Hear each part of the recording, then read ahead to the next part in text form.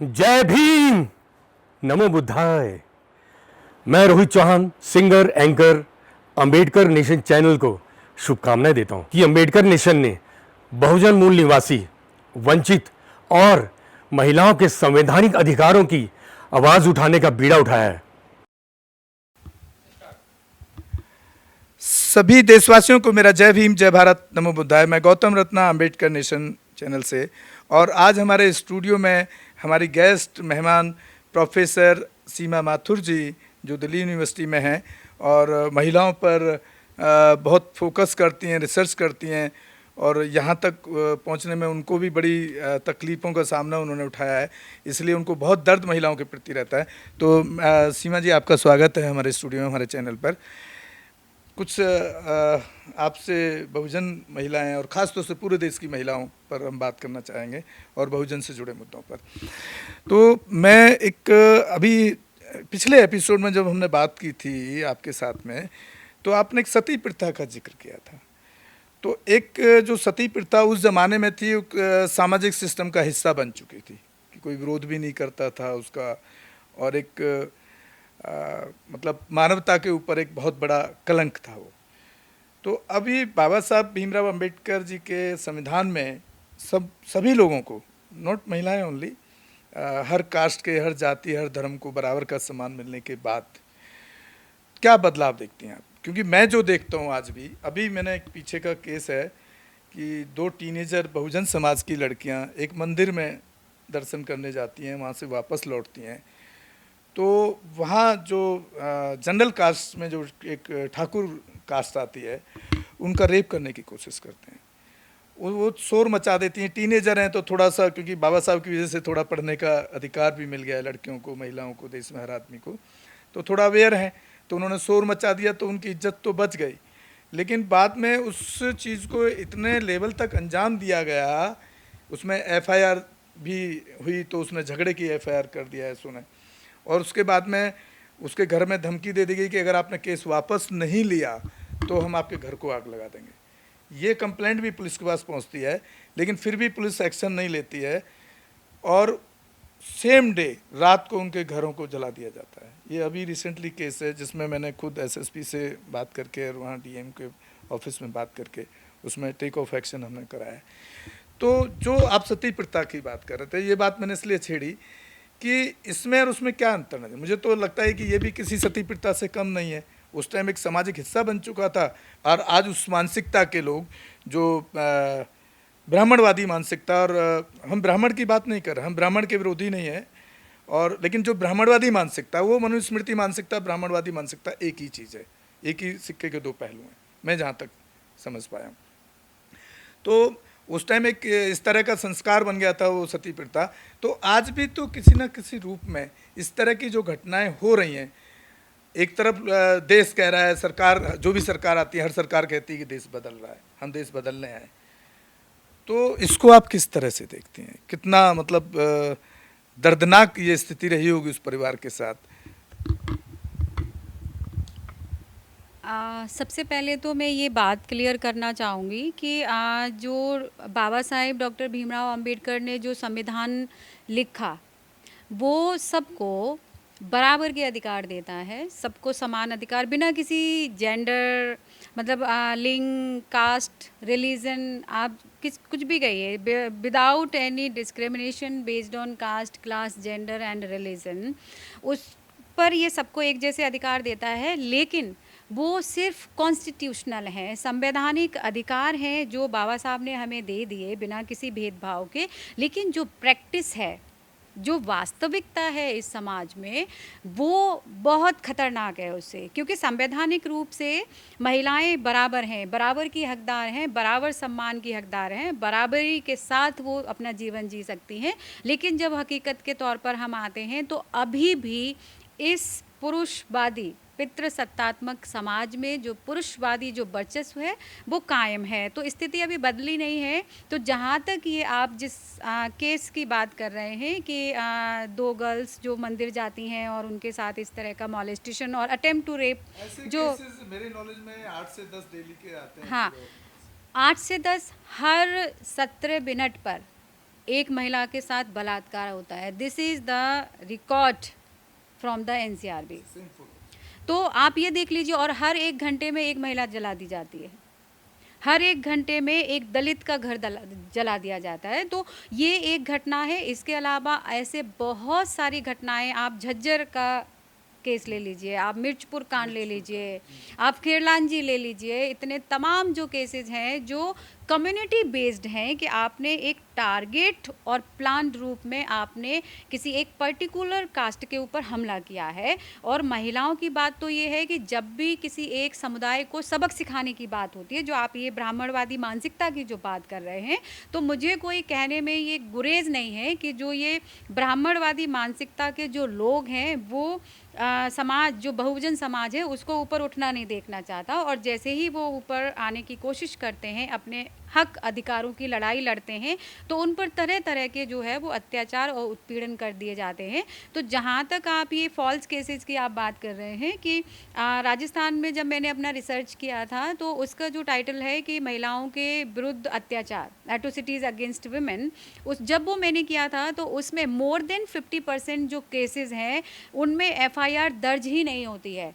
और अगर दर्ज हो भी जाती है तो उन पर फॉल्स एफआईआर हो जाती है। फॉल्स एफआईआर का मतलब ये है कि जिसके विरुद्ध घटना घटी है वही जो ऑपरेस्ड है वही आके जाके संविधान वो आके क्या करता है पुलिस स्टेशन में अपना रुतबा दिखा करके, क्योंकि उस गांव में या उस पर्टिकुलर जगह पर जो वो व्यक्ति है वो उसका एक अपना वर्चस्व है, एक रुतबा है कास्ट बेस्ड, कि हम इस गांव के ठाकुर हैं, हम इस गांव के ब्राह्मण हैं। तो वो आकर के धमकी देते हैं एक तो परिवार को जो विक्टिम है उसको, और अपना रुतबा के बल पर वो उसके खिलाफ उल्टी एफआईआर दर्ज करा देते हैं। तो बेचारा जो विक्टिम है वो तो वैसे ही परेशान हो जाता है, और तरह तरह के उन पर जो प्रेशर डाल करके वो केस वापस लेने की कोशिश की जाती है। और ये सिर्फ सिंपल मॉलेस्टेशन या छेड़छाड़ के केस नहीं है, इवन जो रेप केसेस होते हैं या फिर जिसमें मर्डर तक हो जाते हैं, ऐसे केसेस भी हैं। तो जहाँ तक आप सती प्रथा की बात कर रहे थे, तो सती प्रथा जो सिंबलाइज है जिसमें जला दिया जाता था, लेकिन आप ये सोचिए कि जो एक महिला है उसके साथ तरह तरह की जो घटनाएं घट रही हैं। आप घर से बाहर नहीं निकल सकते बेझिझक, आप रात को ट्रैवल नहीं कर सकते, आप अपनी पसंद के कपड़े नहीं पहन सकते, आप जो है अपने सहूलियत से आप कहीं पर भी बाहर निकल के, मतलब घर में भी सेफ नहीं है। इवन घर में भी जो पुरुष हैं वो भी हमेशा जो है वो गिद्ध की नज़र जो रहती है। वो बहुत सारे केसेस आपने देखे होंगे कि भाई ने, पिता ने अपनी बच्चियों के साथ इस तरह की घटनाएं। तो ये बोलने में कोई शर्म नहीं है कि कैसे बोल रहे हैं, क्योंकि ये हकीकत है समाज की कि जो ये मेल डोमिनेटेड सोसाइटी है, मानसिकता है, उसमें जो रिलेशनशिप कभी कभी नज़र आता है वो हमें पुरुष और औरत का ही नज़र आता है, महिला का, जिसमें वो उसको सिर्फ एक ऑब्जेक्ट की तरह मानते हैं। फिर वो रिश्ते पीछे छूट जाते हैं कि वो बेटी है, बहू है या फिर कोई और महिला है। तो जो ये उत्पीड़न है वो कदम कदम पर जारी है। वो ज़रूरी नहीं है कि अब पहले जो डायन है ना, एक आपको याद होगा कि एक गाना आया था एक फिल्म में, महंगाई डायन खाए जात है।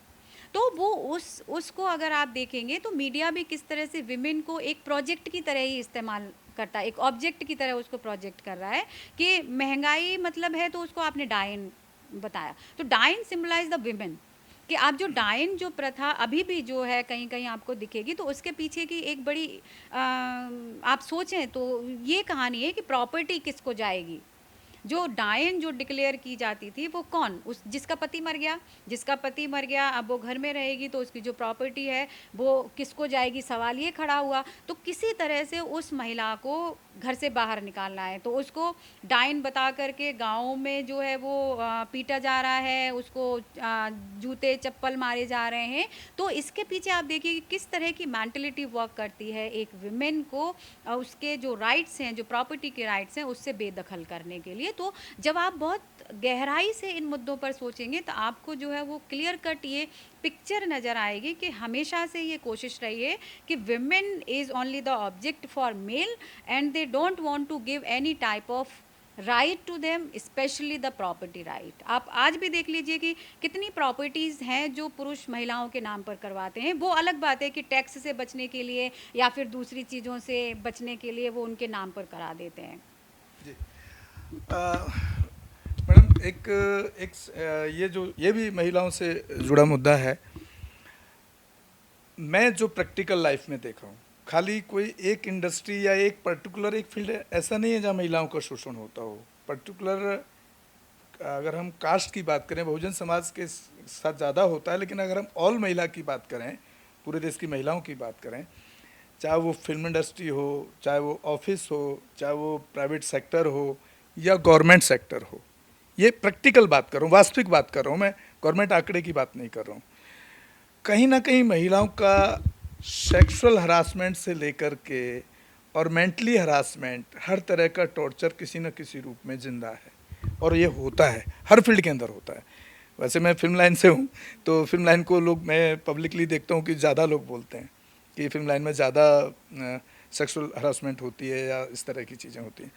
लेकिन जब मैंने ऑल ओवर देखा, क्योंकि बहुत लड़कियां आती रहती हैं जो दूसरे फील्ड में भी काम करती हैं, इस लाइन में जाना चाहती हैं, वो बहुत कुछ शेयर करती हैं हमारे साथ, क्योंकि थोड़ा सा ये मेरा बोर्ड लाइन है फ्रेंकली है, तो बता देती हैं सब कि वहाँ हम ऑफिस में करें सर, वहाँ ऐसा होता है। तो ये इस तरह की जो मानसिकता है, आज देश में 70-71 साल कॉन्स्टिट्यूशन लागू हो गए, बाबा साहब द्वारा सबको बराबर का अधिकार दिए हो गए, उसमें पनिशमेंट भी है, सज़ा भी है।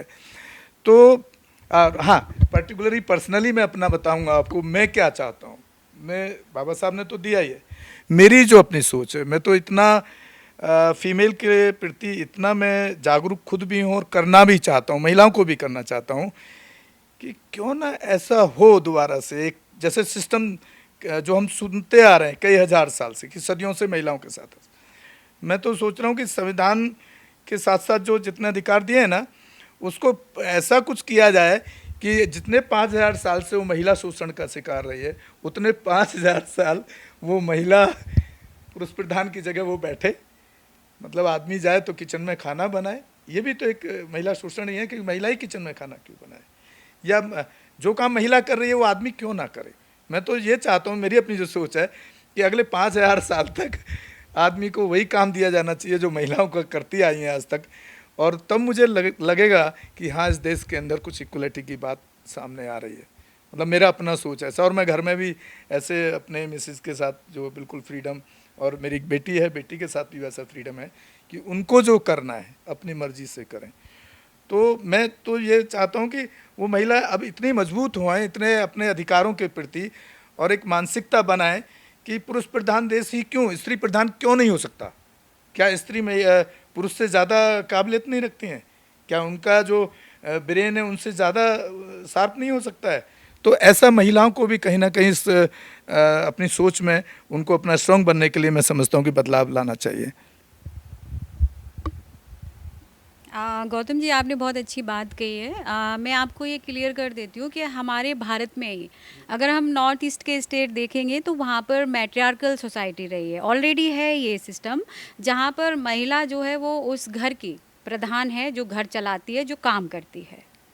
तो हम जो महिलाएं हैं, या फिर हम ये कहें कि जो ये हमारा जो मूवमेंट है, जो महिला आंदोलन है, वो कतई इसके पक्षधर नहीं है कि पुरुष जो है वो मतलब महिला वर्चस्व जो समाज स्थापित हो, क्योंकि हम समानता की बात करते हैं।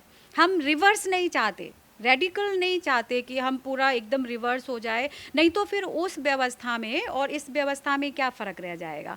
हम बात करते हैं संविधान की, जिसने सपना जिसमें बाबा साहब ने ये सपना देखा था कि एक समता मूलक समाज बने, जिसमें महिला और पुरुष जो है वो बराबर के इज्जत के हकदार हो। इसके अलावा जो दलित और जो ब्राह्मण के बीच में बिना किसी भेदभाव के समान उनको अधिकार मिले, समाज में समान इज्जत मिले, उनको समान जो आर्थिक जो अधिकार हैं, जो हमारे यहाँ पे रिसोर्सेज हैं, जो वो उनको उस पर बराबर का हक हो, जो राजनीति है उसमें उनको जाने की भागीदारी हो बिना किसी भेदभाव के। तो जो ये हाँ कह देते हैं हम मजाक में कि ऐसा हो तो कितना अच्छा हो, वाकई में ऐसा हो तो कितना अच्छा हो। तो बराबरी का मतलब ये है कि जो बर्तन धोना और झाड़ू पोछा घर में करना, that is not the work of women only, this is not the gender related work, this is the art of life, how to live life। तो अगर हर कोई इस चीज़ को अपना ले कि झाड़ू पोछा और बर्तन करना एक ज़िंदगी जीना है, कैसे ज़िंदगी जीते हैं, तो वो कोई जेंडर रिलेटेड काम नहीं है कि उसको सिर्फ पुरुष करेंगे या सिर्फ महिलाएं करेंगे। हाँ, तो वो किसने बनाया, किसने बनाया सर? उसको बनाने वाले आप और हम हैं। इस जो डिवीज़न है वो इस पितृसत्तात्मक सोच का नतीजा है, जो डिवीज़न इन लेबर है, जो डिवीज़न इन वर्क है कि ये विमेन का वर्क है और ये पुरुष का काम है। लेकिन ये जो लाइन है, डिवीज़न ऑफ लाइन है, वो ब्रेक हो चुकी है, क्योंकि महिलाओं ने ये साबित किया है कि वो जितनी एफिशिएंसी से, जितनी कुशलता से वो घर के काम कर सकती हैं, उतनी ही कुशलता से वो राजनीति भी कर रहे हैं, उतनी ही कुशलता से वो टीचिंग में पढ़ा रही हैं, उतनी ही कुशलता से वो फिल्म इंडस्ट्री भी है। ऐसा कौन सा क्षेत्र है जहाँ पर महिलाएं नहीं हैं? तो ये बिल्कुल बेईमानी है। ये कहा जा सकता है कि हाँ, कुछ कामों से बचना, ये कह देना है कि हाँ ये तो औरतों का काम है, तो वो मानसिकता इस समाज में जो बराबरी की जो पहल है, जो बराबरी की एक शुरुआत है, वो पुरुष ही कर सकते हैं। जो नारीवादी जो पुरुष हैं, जो महिलाओं के बराबरी का दर्जा देना चाहते हैं, क्योंकि ये लड़ाई जो है वो हमारी या आपकी नहीं है, हमारी और आपकी जो लड़ाई है इस गैर बराबरी के खिलाफ है, इस जो जेंडर पर आधारित जो भेदभाव है उसके खिलाफ है, जो ये जाति पर आधारित जो भेदभाव है उसके खिलाफ है। तो इस बराबरी को हासिल करने के लिए हमें और आपको अपने से, अपने घर से शुरुआत करनी होगी। चाहे वो आप घर के बर्तन धोकर करें, चाहे वो झाड़ू पोछा करके करें, या फिर अपने बच्चों को स्कूल भेज कर करें, या फिर अपनी वाइफ को आंदोलन में उतार कर करें। ये आपके ऊपर है कि उसकी शुरुआत आप किस तरह से करना चाहते हैं। मैं यही कहना चाहूँगी कि इसकी शुरुआत की पहल जो है वो हमें अपने घर से करनी होगी। और मैं चाहती हूँ कि हर पुरुष इस बात को समझे कि ये जो गैर बराबरी है वो सिर्फ मानसिकता का फ़र्क है, वो सिर्फ सोच का नतीजा है। जब हम आज और आप ये बैठकर बात कर रहे हैं कि इस मानसिकता को, इस रूढ़िवादी सोच को, इस गैर बराबरी को हमें बदलना है, तो बदलना है।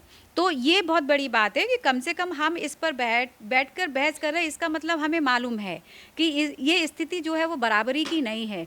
तो अगर हम यहाँ तक पहुँचे हैं तो उम्मीद है कि वो बराबरी का जो सपना बाबा साहब ने देखा और जिसकी उम्मीद हम कर रहे हैं वो जल्दी ही आएगा, जिसमें बिना किसी भेदभाव के महिला पुरुष जो है वो समान होंगे, बिना किसी जाति भेदभाव के, बिना किसी धर्म के। अच्छा, हमारे इस चैनल पे आने के लिए, अम्बेडकर नेशन पर, और टाइम देने के लिए उम्मीद है कि आप हमारे साथ लगातार हमारे शो पे बनी रहेंगी। इसी के साथ मैं विदा लेता हूँ। जय भीम, जय Bharat. Gautam Ratna, Ambedkar nation YouTube channel से। अम्बेडकर नेशन चैनल आर्थिक समस्या से गुजर रहा है। अगर आप बहुजन समाज में बाबा साहेब अम्बेडकर और तथागत बुद्ध की विचारधारा को अधिक से अधिक लोगों तक पहुंचाना चाहते हैं तो हमें आर्थिक सहयोग प्रदान करें, ताकि हम अपने चैनल के माध्यम से देश विदेश में समता, बंधुता, एकता और संवैधानिक अधिकारों को ज्यादा से ज्यादा लोगों तक पहुंचा सकें। अम्बेडकर नेशन चैनल जो यूट्यूब पर भी प्रसारित होता है, प्रस्तुतकर्ता गौतम रत्ना। आप अपनी सहायता राशि नीचे लिखे खाते में जमा करा सकते हैं। खाता धारक गौतम रत्ना। खाता संख्या 316957686551। IFSC code SBIN 0060336। बैंक भारतीय स्टेट बैंक। आप हमारे बैंक खाते का विवरण स्क्रीन पर भी देख सकते हैं।